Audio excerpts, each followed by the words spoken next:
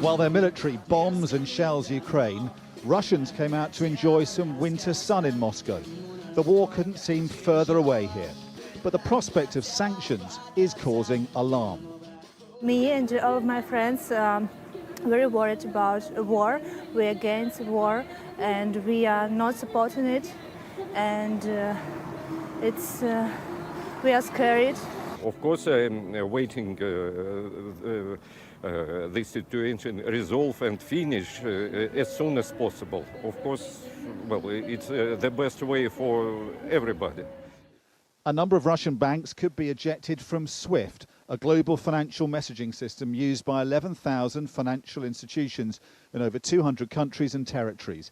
It lets banks from different countries communicate with each other using standardized secure codes, allowing rapid cross-border transactions from one business to another. Being blocked will be painful for Russia's economy. Yeah, I think being cut off from the system as a country, it can be very damaging to the economy. I mean, you can imagine being cut off from the internet, right? So there will not be communication with the outside world, let's say, in terms of financial transactions.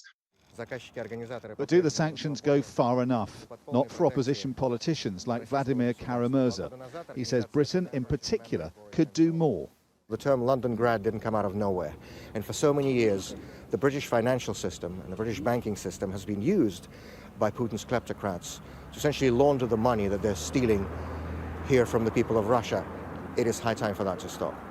Kara-Murza was in Moscow remembering a friend. Opposition politician and Putin critic Boris Nemtsov, assassinated here 7 years ago today. If Boris Nemtsov and others like him had had their way, Russia could be an open society with a flourishing free market economy by now. Instead of the increasingly oppressive dictatorship it's become under current Kremlin management, now facing the full weight of punishing Western economic sanctions. Observers here warn that sanctions could end up hurting ordinary Russians and actually helping Putin. I'm afraid that the sanctions would turn Russia into huge North Korea. I don't think that the political elite, that Putin's, that collective Putin would suffer. But the private sector is also turning on Russia as BP offloads its almost 20% stake in Russia's state-owned oil and gas company Rosneft. For 2 decades, Putin's rule has benefited the rich far more than the poor in Russia.